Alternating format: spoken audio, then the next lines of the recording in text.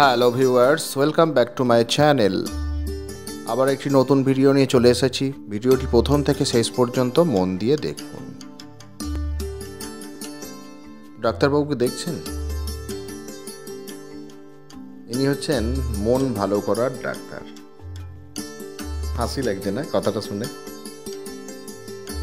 এটি একটি বোগেনভেলিয়ার এর আইডি ডক্টর রাও। প্রথমে থাম্বনেল দেখে মনে করছিলেন যে ইনি আবার কি ডাক্তারবাবু নাকি? না, এটা আমি একটি বোগেনভেলিয়া গাছের ভিডিওই করছি। তা বলতে পারেন ইনি মন ভালো করার ডাক্তার। এনাকে দেখলেই মন ভালো হয়ে যায়। হ্যাঁ বন্ধুরা, সত্যি আমরা যারা বাগানবিলাস প্রেমী আছি তাদের জন্য একটি মন ভালো করা ভ্যারাইটি বলতে পারেন এই ডক্টর রাও। এই গাছের যে পাতা, ভ্যারিগেটেড লিফ, হোয়াইট ভ্যারিগেটেড, দেখুন পাতাটা দেখলেই যেন একটা অপরূপ শান্তি। ফুল তো খুব সুন্দর, ফুলটা একটু লাল হয় কোনো সময়, আবার একটুখানি এখন যেহেতু প্রচণ্ড গরম, লালের সাথে একটুখানি রানী টাইপের আভা আসে। শীতকালেও যদিও একটু রানী আভাই হয়ে যায়, লালের ভাবটা এই গ্রীষ্মেই থাকে। যাই হোক, আপনারা যারা একটু নতুন ভ্যারাইটি খোঁজ করছেন, যদিও বা এটা একটু রেয়ার ভ্যারাইটি, মূল্যবান ভ্যারাইটি, দামি ভ্যারাইটি বলতে পারেন, সমস্ত নার্সারিতে নাও পেতে পারেন। যেসব নার্সারিতে বোগেনভেলিয়া ভালো কালেকশান আছে সেই সব নার্সারিতে আপনারা এই ডক্টর রাও খোঁজ করতে পারেন।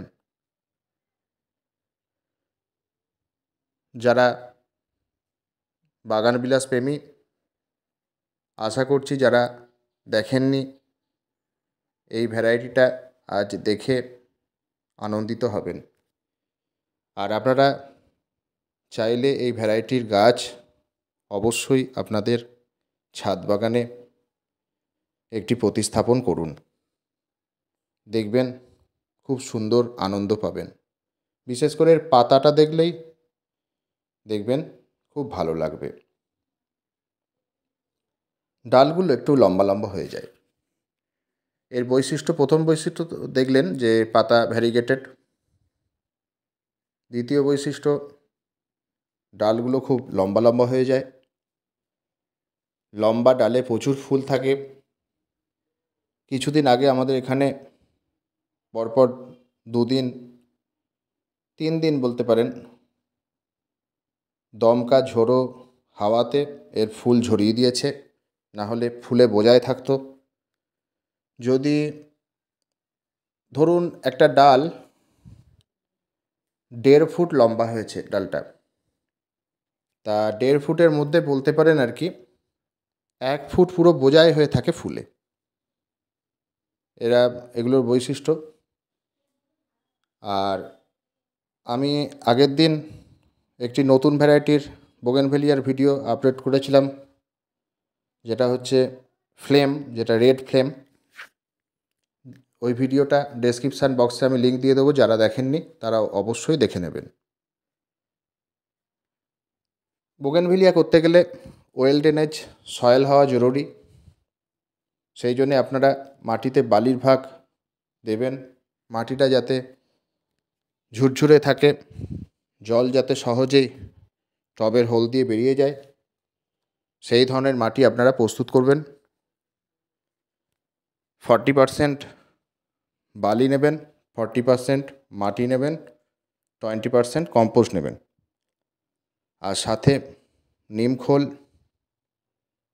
বড় টবের 2 মুঠো নিমখোল, 2 থেকে 3 চামচ হাড় গুঁড়ো, শিংকুচি, লেদার মিল আর 1 চামচ সিঙ্গেল সুপার ফসফেট। এই দিয়ে আপনারা মাটিটা খুব ভালো করে মেশাবেন। মিশিয়ে এই বোগেনভেলিয়া গাছ আপনারা প্রতিস্থাপন করবেন। আর এরা সানলাইট পছন্দ করে, সানলাইটে রাখবেন এদের, যেখানে 5 থেকে 7 ঘন্টা সানলাইট পায় সেই জায়গায় আপনারা এই বোগেনভেলিয়া গাছ রাখবেন।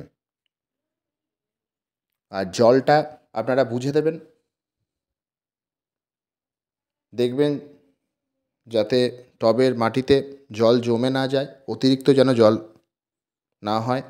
আর যখন প্রতিস্থাপন করবেন গাছ, তখন তো অবশ্যই যে ড্রেনেজ সিস্টেম সেটা অবশ্যই ভালো হওয়া জরুরি।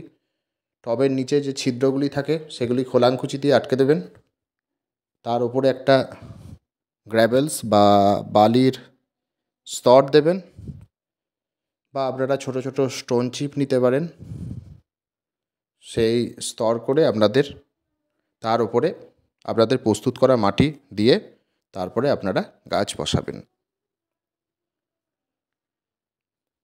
আর ফাঙ্গিসাইড স্প্রে করবেন বিশেষ করে বর্ষাকালে আর কি।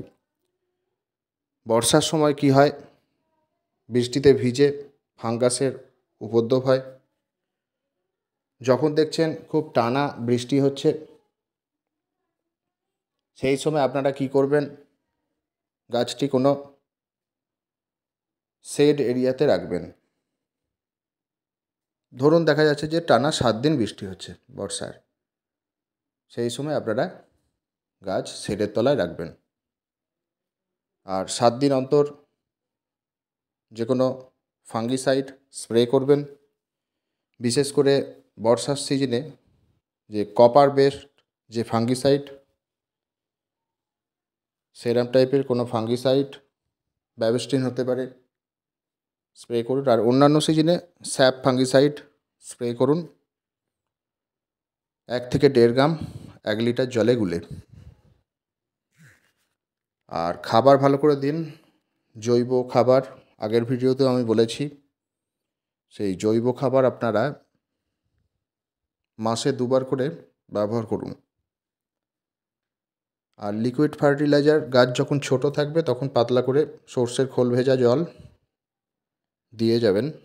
আর গাছে ফুল আসছে বা ফুল আছে গাছে, সেই সময় আপনারা পেঁয়াজের খোসা আর কলার খোসা একসাথে ভিজিয়ে 2 থেকে 3 দিন ভিজিয়ে, ধরুন 1 লিটার জলে ভেজালেন, তার সাথে আরও 1 লিটার জল অ্যাড করে আপনারা টবের মাটিতে দিয়ে দেবেন।